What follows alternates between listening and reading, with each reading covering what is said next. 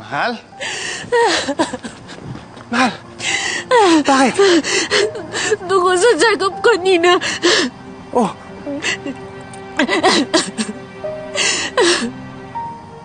Mahal, hindi ko mabibigay yung hinihingi mo sa akin.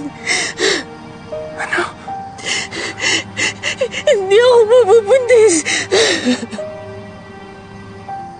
Hindi ako mabubuntis.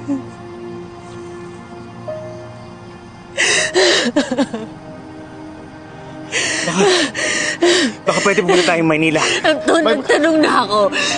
Nagtanong na ako. Pare-pareho yung mga sinasabi nila. Baka mas magaling yung mga doktor doon. Hindi, kailangan ko mamili. Kailangan ko mamili kung gusto kong mabuntis. Kung gusto kong mabuhay.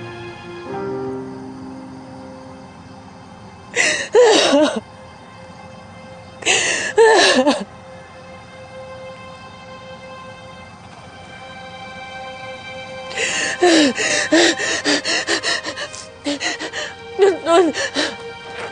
Anton! Patawaran mo ako!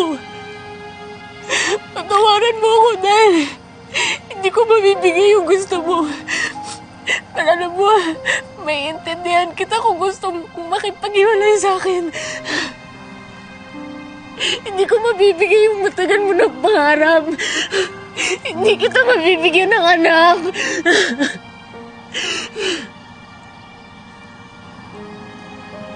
Huwag mo sabihin. Huwag mo sabihin. Hindi kita iiwan. Pero Anton, hindi ko mabibigay yung gusto mo. Mag-aampon tayo. Ha?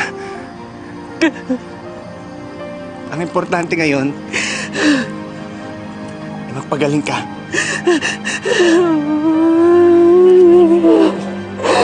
Mapapatawad ang sarili ko kapag mawala ka sa akin.